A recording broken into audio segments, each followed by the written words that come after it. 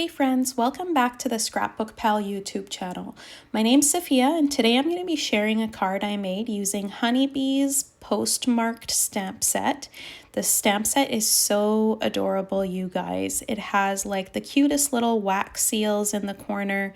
It's got some stamps. It's got some really cute images of like the Eiffel Tower and just, really antique looking images there. And then this postcard is just the cutest little thing ever. You can fit a few of them on a card. So for my card today, I'm going to use this peach colored patterned paper I have that looks a little bit distressed, and I'm going to cut that postcard out twice.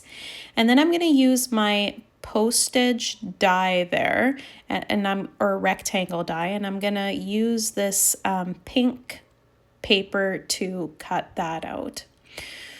So the first thing I'm going to do is I'm taking some vintage photo distress oxide ink and I'm distressing those postmarks just a little bit, kind of going over the postmark part and the grooves just to make them stand out a little bit more. If you saw that I compared it, when I compared it there, it looked a lot nicer with the distressing versus without.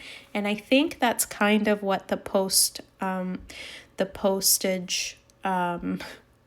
postcard is supposed to be meant for. Like you're supposed to kind of color in those grooves or distress them or put some white ink into them if you really wanted to.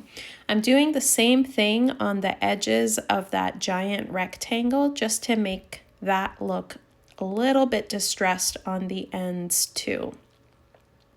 So once I'm done that, I'm going to start stamping my images onto there. I'm going to use this Victorian mansion for my first postcard there, and I'm just stamping that in some Mossy Meadow green ink. I really like the way that color looked on there. And then I'm using light gray ink to kind of put some scribbles where there should be kind of, a letter written. I don't think it actually really says anything.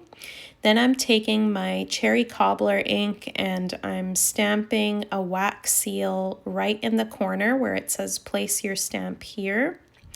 And then I used these wavy lines like the postage lines in gray, and I also added that to the top just to make it look fully like a postcard. So that's my first one there. Now I'm going to take the second one and add some images on there. I'm using cherry cobbler to add some flowers to this one. I decided to do them a little bit slanted just to make it look fun.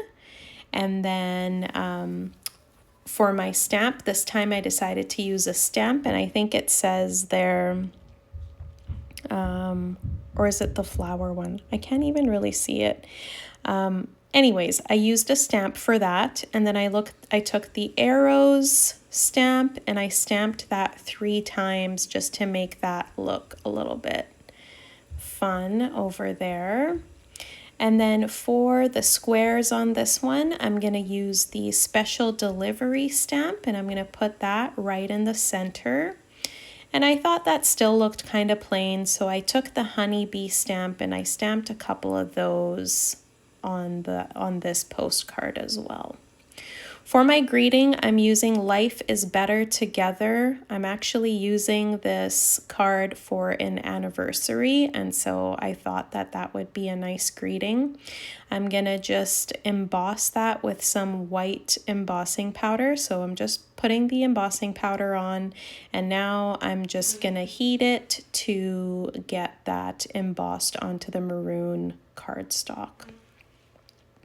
Once that's done, I decided to fussy cut my greeting, and so I didn't want it to cover a lot of the card, but I did want it to stand out, and so I decided to fussy cut that out. I think I have the die to do that, but it's actually really easy for me to just do it by hand, especially with a big greeting like that.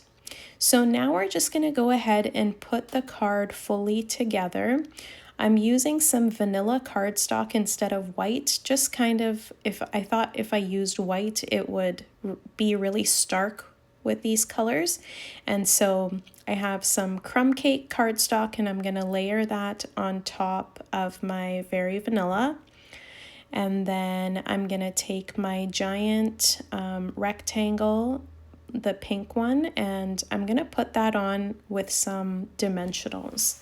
So if you laid it flat, it kind of mixed in with the brown in the back, whereas if you put it on, if you lift it just a little bit, it looks like there's a shadow behind it, and that's kind of the effect that I was going for. Now I'm going to put the postcards on. I'm going to put the flower one in the background, and then I'm going to layer the other one on top with some foam squares. So we're just going to grab those and put those on top. And that way it looks like it's actually sitting on top of that first postcard. So we're going to put it kind of angled over there. And then my greeting, I'm going to stick it right in the center, but I wanted some something to layer in behind the greeting. And so I have some of that crumb cake colored twine, and I'm just going to layer that in circles and stick that in behind my greeting. So we're just going to put the greeting on. And the very last thing I want to do on this card is add some gold. And so I have some gold embellishments, and I'm just going to go ahead and stick those on around the side. And that is the finish to my card. This set makes it really easy to put together fun looking cards. I hope you have enjoyed that.